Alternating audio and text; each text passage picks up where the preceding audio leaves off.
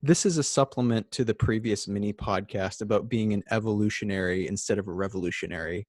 So I would imagine that people are going to have a problem with the term evolutionary, particularly some progressives, I think, are going to say that that sounds like some eugenics or social Darwinian concept, when that's actually totally the opposite of what I'm advocating here. Um, it's meant The term evolutionary is meant to imply that we live in a constantly changing environment, and the global system that exists right now is not fit for the environment that technology and uh, social patterns, basically, which are changing rapidly, are creating. So our institutions are going to become increasingly less uh, fit for the uh, emerging world. And we need to do something about that, basically adapt or die. And it's really important that we have that conversation about what we want it to look like. Now, education in its idealized form teaches critical thought. That is not what education currently does anymore. It basically is just a ultra expensive way for you to get a credential that the economy says that you need, and you can pretty much get a devalued education that is wrought with all kinds of errors, like the fact that your professors might suck, or they might only be there to be a researcher, because education isn't necessarily the primary objective of institutions of higher education, even though in theory it is. And that you have to, buy your professor's textbook. It's sort of a racket.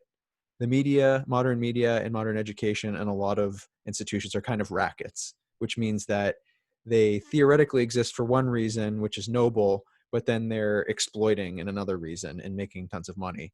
So it's important to realize that education moving forward needs to accomplish three main things, and that is critical thought, adaptability, and collaboration. And I think that the form of education that I talked about in the previous mini podcast about this networked idea of education and media really fits those three in the best possible way. The old rigid brick and mortar with professors and people who uh, are sort of the gatekeepers of information and knowledge. It's not That's not what knowledge is anymore. Knowledge is infinite, it's expansive, it is interlinked and complex, and it takes place over a network. It is a network. Knowledge is a network. So, something to consider. And the third thing that I wanted to bring up was really how the media got to where it is today. And that is, previously in the 50s, 60s, 70s, there were three networks. It was Walter Cronkite was the guy who came into everybody's living room and explained what was going on. There were gatekeepers of information, like I was just talking about.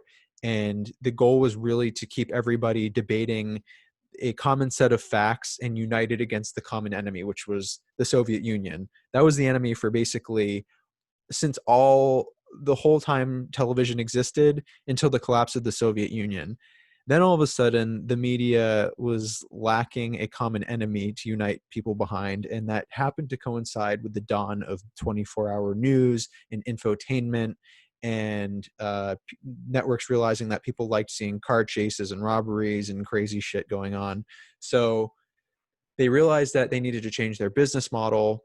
They needed to update it with eyeballs and advertisers. And what we ended up with is the new enemy is within. Divide the country against itself, and you get people coming back for more resentment, rage porn, dopamine hit. Then you can sell them something in the commercial breaks.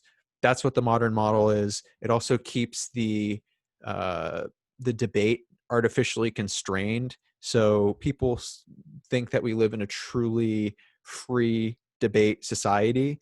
Well, generally, it's much better than other regimes and totalitarian systems. What you see in the mass media has been artificially narrowed by selection of what topics can and cannot be discussed before it ever makes its way to the public for viewership.